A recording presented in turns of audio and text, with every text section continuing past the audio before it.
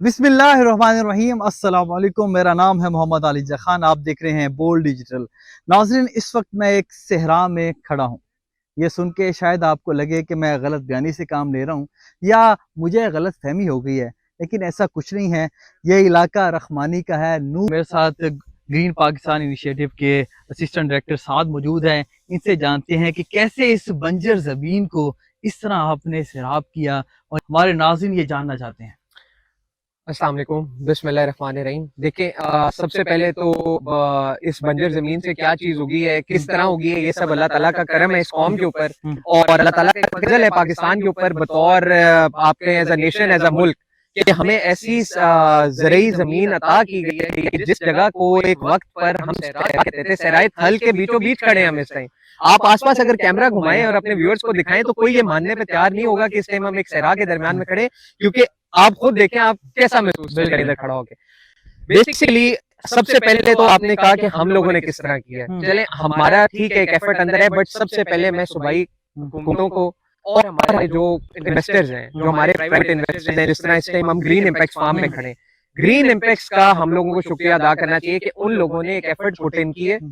उन लोगों ने एक बहुत ज्यादा मेहनत जो है वो जमीन के ऊपर की है। ना सिर्फ कि एक लगन के साथ, एक जुस्तजू के साथ, एक विजन के साथ वो लोग इधर आए, उन्होंने इधर काम किया। Green Pakistan initiative strategic projects जो एक हमारा डिपार्टमेंट है, SIFC के अंडर काम कर रहे हैं, उसने बेसिकली इनको फैसिलिटेट ये किया कि आपकी कुछ बैरन लैंड्स, बैरन स्टेट लैंड्स जो कि अनडेवलप्ड पड़ी हुई थी, जिनमें पोटेंशियल था ज़राअत का, बट किसी ना किसी वजह से वो कन्वर्ट नहीं हो पा रहा था, उन लैंड्स को आइडेंटिफाई करके दिया, उनके सर्वेस कैरी आउट करा के दिए, उन लैंड्स की एक्विजिशन की as a department, and then right to use of land की बेसिस पर इन इन्वेस्टर्स को हैंड ओवर किया, और इन इन्वेस्टर्स से यहाँ पे सारी इन्वेस्टमेंट कराई, जिसके तहत ये सब पॉसिबल है, जिसके तहत ये आप सेंट्रल पिवट इरिगेशन सिस्टम अगर देख रहे हैं तो ये 6 करोड़ की मशीन लगी हुई है जो कि 1.5 से 200 एकड़ को सिराब कर रही है। अच्छा, मैं साथ में ये चाहूंगा कि हमारे जो नाजरीन हैं, जो पूरे मुल्क के तूलो अर्ज में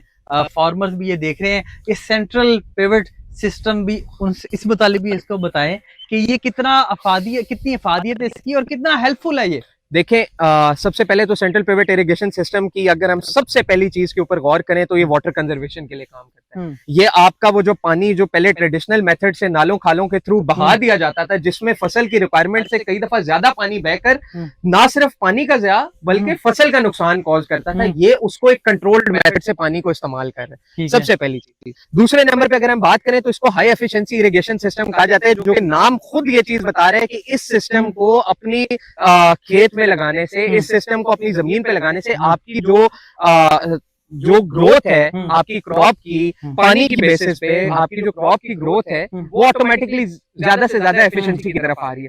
नंबर 3, जो ये काम इस टाइम ये मशीन ऑटोमेटिकली कर रही है, जिस तरह कितने एरिया पे अगर आप नजर डालें तो आपकी तहद निगाह आपको नजर आ रहा होगा कि स्प्रिंकलर ऑटोमेटिकली, अगर किसान मैनुअली ये पानी देना चाह रहा हो, क्या वो इतने सारे खाले एक टाइम पे चला सकता है? क्या वो इतना कंट्रोल्ड तरीके से पानी इधर बहा सकता है? तो आपके सवाल का मेरे ख्याल से जवाब इस मशीन की अगर आप एक वीडियो दिखाएं तो वो बिल्कुल सेल्फ एक्सप्लेनेटरी तौर पे एक जवाब। अच्छा, मुझे साथ भी फर्दर ये भी बताइएगा कि आप सेंसर इस्तेमाल कर रहे हैं, ड्रोन का भी इस्तेमाल हो रहा है, तो जो मैकेनाइजेशन की तरफ बढ़े हैं उसने आपको कितना फायदा दिया? देखें, जब आप मैकेनाइजेशन की तरफ बात करें ना तो हम शायद बीच में हम ये कभी कभी हमारी कौम ये चीज भूल जाती है कि कुछ भी हम कर लें, हम at the end of the day हम एक एग्रीकल्चरल इकोनॉमी, हम एक ज़राई इकोनॉमी, हमारा जो सर्वाइवल भी है वो ज़राअत की बेसिस पे है। अगर ज़राअत है तो हम है, ज़राअत नहीं है तो हम नहीं है।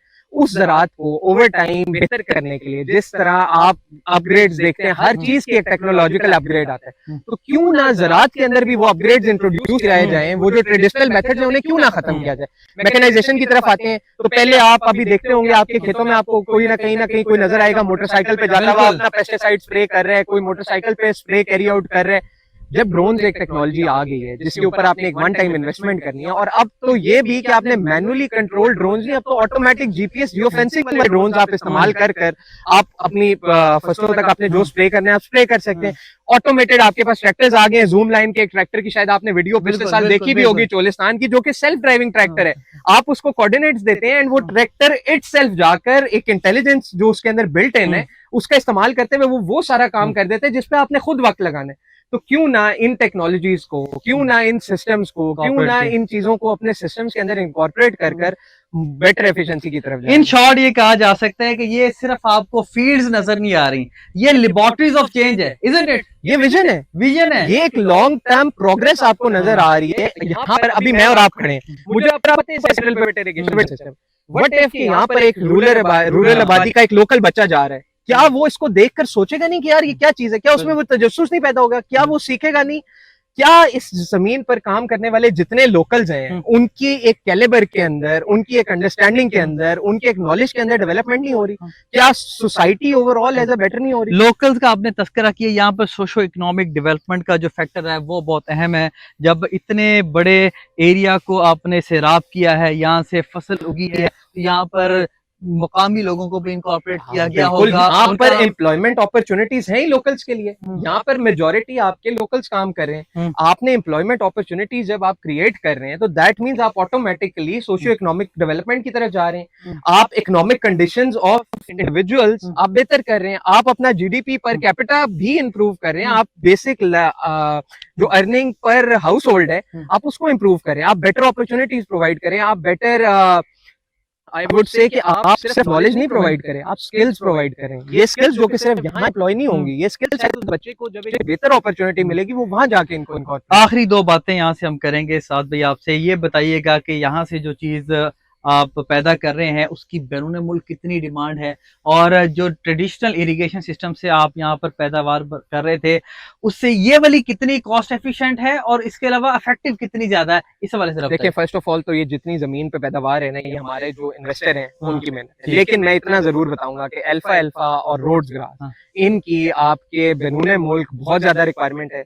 इनकी शिपमेंट्स जो है बहुत ज्यादा रिक्वायर्ड है। यूएस इसमें सबसे मेजर, जो जहां तक मेरा नॉलेज है, हो सकता है I might be wrong, US is the major exporter. But what if आप मिडिल ईस्ट में बैठे हुए हैं, क्या आप यूएस से इंपोर्ट करते हुए, या बल्कि China is the biggest importer, US is the exporter, China is the importer, your next door neighbour, a country that you have very good diplomatic relations with, a country that you have a road route access to, why won't they get it from you? वो आपसे क्यों नहीं लेंगे? क्या वो उस क्या नाम है एक्स्ट्रा पेमेंट्स के साथ यूएस से परचेज करना पसंद करेंगे? क्या वो लॉजिस्टिक्स को अगर आप देखते हैं, शिपिंग कॉस्ट को देखते हैं, ट्रांजिट्स को देखते हैं, आपके पास बहुत पोटेंशियल है इस क्रॉप का। अल्फा रोड्स ग्रास का बेहद पोटेंशियल आपके पास जो है डिफरेंट एरियाज के अंदर आपके पास मौजूद है। तो आई एम श्योर कि this all is going to make Pakistan a net exporter instead of a net importer when it comes to agricultural crop. तो यानी कि हम ये कह सकते हैं कि मुस्तकबिल करीब में इंशाल्लाह अल्लाह ने चाहा ये जीपीआई की सपोर्ट यहाँ पर जो इन्वेस्टर्स हैं उनके साथ रही, तो जो अब तक हम एग्रीकल्चर लैंड होने के बावजूद, ज़राअत के मुल्क होने के बावजूद अचीव नहीं कर सके, वो हम अचीव कर सकेंगे इंशाल्लाह। बिल्कुल बिल्कुल, एक माइंडसेट चेंज हो रहा है, एक माइंडसेट चेंज हो रहा है और विजन को रियलिटी की तरफ लाया जा रहा है, रादर देन के विजन को विजन रहने देकर छोड़ा नहीं जा रहा, विजन से एक रियलिटी क्रिएट की जा रही है, और रियलिटी ये सब है। ग्रीन पाकिस्तान इनिशिएटिव के तहत यहाँ पर जो पैदावार की जा रही है वो पूरी दुनिया में एक्सपोर्ट की जा रही है, जदीद टेक्नोलॉजी का इस्तेमाल किया जा रहा है, ड्रिप इरिगेशन सिस्टम यहाँ पर इस्तेमाल किया जा रहा है, सेंट्रल पिवट स्प्रिंकलर्स है उनका इस्तेमाल किया जा रहा है, जो आप मेरे रकम में देख भी सकते हैं, जो तमाम फील्ड यकसा तौर पर बैक वक्त सेम मिकदार में पानी फराहम करते हैं। फिर इसी तरह सेंसर्स भी लगे हुए हैं, फिर साथ ही साथ ड्रोन्स भी ऑपरेट कर रहे हैं। तो मैकेनाइजेशन की तरफ ये बढ़े हैं, जिसकी वजह से इनकी जो पैदावार है वो बढ़ी है, वाटर कंजप्शन भी कम हुई है और एफिशिएंसी बढ़ गई है। तो तवक्को यही की जा रही है कि दीगर इन्वेस्टर्स भी इसकी तरफ बढ़ेंगे ताकि इसमें इन्वेस्टमेंट करें और अल्टीमेटली मुल्क का फायदा हो। और जो हम जाने जाते थे कि हम ज़राअत वाले मुल्क हैं, ज़राअत के शोबे में हम इनकलाब बर्पा करें। बोल्ड डिजिटल से हमने आपको ये अहम सेगमेंट दिखाया, उम्मीद करते हैं आपको पसंद आया होगा। मोहम्मद अलीजा खान को कैमरामैन उजैर अमीर के साथ दीजिए इजाजत, अल्लाह हाफिज। सब्सक्राइब करें और बेल दबाएं ताकि कोई खबर रह न जाए।